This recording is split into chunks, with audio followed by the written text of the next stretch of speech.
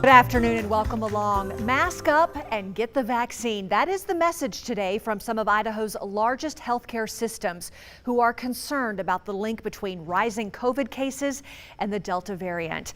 Today, Boise Mayor Lauren McLean held a news conference with those health leaders. Our Shira Matsuzawa was on that call. Shira, what are some of the key takeaways from what they talked about? Well, Kim, Mayor Lauren McLean says the goal of today's meeting was to share what hospitals are seeing and information that they believe the community should have, as well as to encourage everyone to get the vaccine and protect those who can't. What we all need to understand is, unfortunately, Delta is a very different virus than what we dealt with in December. A desperate plea to the public Wednesday from Boise Mayor Lauren McLean and medical experts from Primary Health, St. Alphonsus, and St. Luke's. I really deeply believe that we owe it to our kids, our community's kids, to our family and neighbors, to our coworkers, to the businesses throughout the city, to get vaccinated. Pediatrician and CEO of Primary Health, Dr. David Peterman, revealing the hospital has been able to predict the surges 4 weeks in advance to what we're seeing in the community. As of today, the number of positive tests that we're seeing daily are comparable to what we saw in January. Primary Health is seeing a positivity rate of 20%.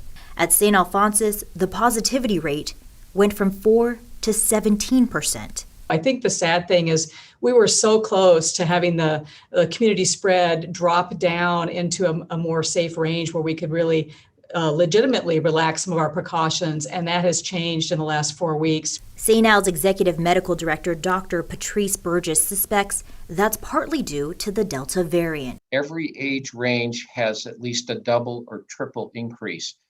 Most concerning is in the 5 to 12-year-olds. There's a triple increase in the positivity rate. The patients in the ICU with COVID are younger, they're sicker, and they're unvaccinated. At St. Luke's, we're kind of entering the class 5 rapids of this pandemic. Just like when you try to navigate a class 5 rapids, we all got to work together. Every single rower's got to put their oar in the water at the same time, and the right and the left sides of the boat got to work in tandem.